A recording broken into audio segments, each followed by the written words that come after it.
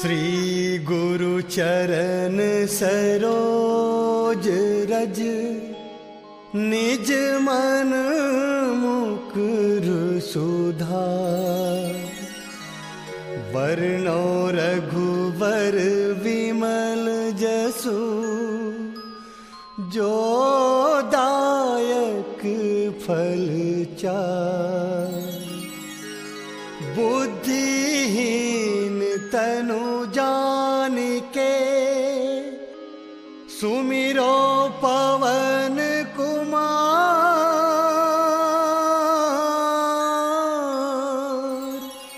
बल बुद्धि विद्या देहु मोहि, हरहु कलेश विकार।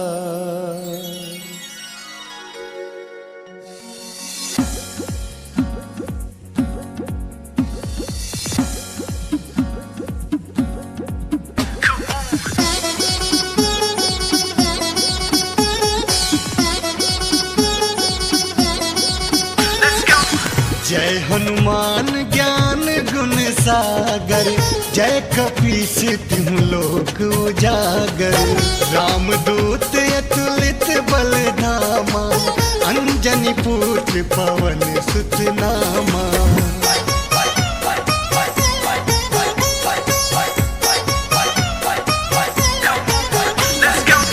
महावीर विक्रम बजरंगी, कुमति निवार सुमत के संगी। कंचन वरण विराज सुवेशा, कानन कुंडल कुंचित केसा। हाथ वज्र ध्वजा विराजे, कांधे मूज जनेऊ साजे। शंकर सुवन केसरी नंदन, तेज प्रताप महा जगवंदन।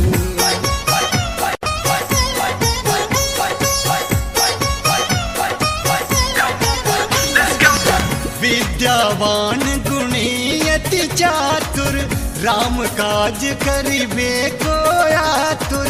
प्रभु चरित्र सुनबे को रसिया, राम लखन सीता मन बसिया। सूक्ष्म रूप धरि सियहि दिखावा, विकट रूप धरि लंक जरावा। भीम रूप धरि असुर संहारे, रामचंद्र के काज सवारे।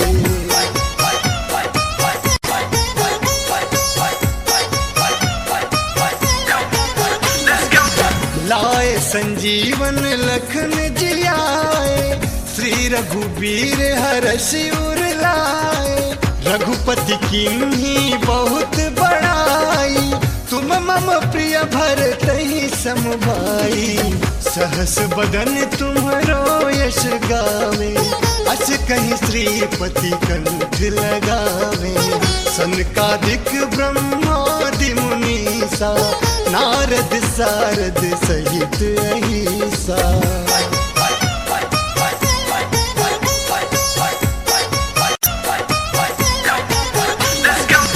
यम कुबेर दिक्पाल जहाते, कभी को विद कही सके कहाते। तुम उपकार सुग्रीवहि कीन्हा, राम मिलाए राजपद दीन्हा। तुमरो मंत्र विभीषण माना, लंकेश्वर भय सब जग जाना। जुग सहस्त्र जो जन पर भानु, लियो ताहि मधुर फल जानू।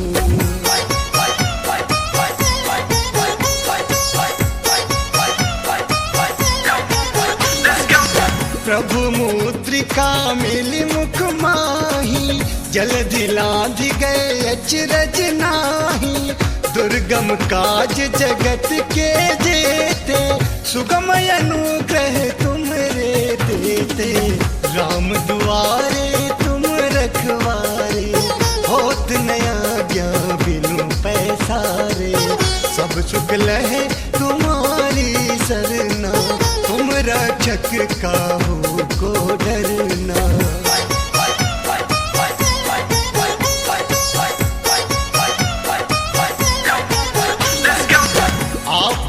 तेज सम्हारो आपे, तीनों लोक हाँकते कापे, भूत पिशाच निकट नहीं आवे, महावीर जब नाम सुनावे, नासे रोग हरे सब पीरा, जपत निरंतर हनुमत बीरा, संकट ते हनुमान छुड़ावे, मन क्रम वचन ध्यान जो लावे।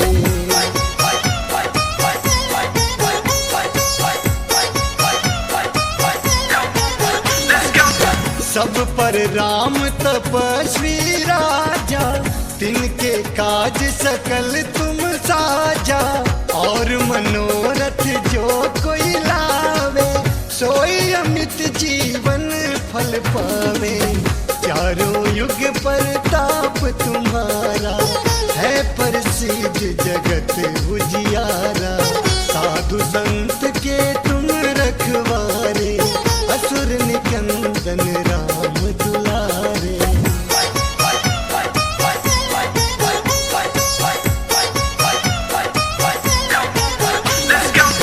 अष्ट सिद्धि नौ निधि के दाता, असवर दीन जानकी माता, राम रसायन तुम्हारे पासा, सदा रहो रघुपति के दासा, तुम्हारे भजन राम को पावे, जन्म जन्म के दुख बिसरावे, अंत काल रघुवरपुर जाई, जहाँ जन्म हरि भक्त कहाई।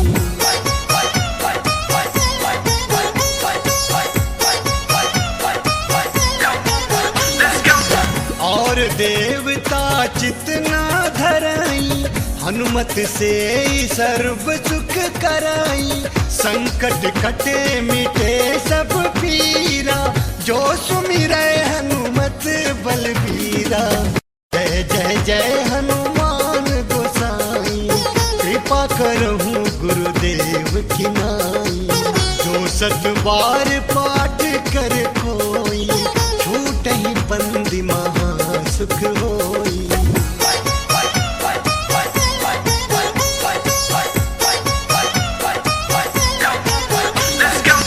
जो यह पढ़े हनुमान चालीसा, होए सिद्धि साखी गौरीसा, तुलसीदास सदा हरि चेरा, कीजे नाथ हृदय मह डेरा, कीजे नाथ हृदय मह डेरा।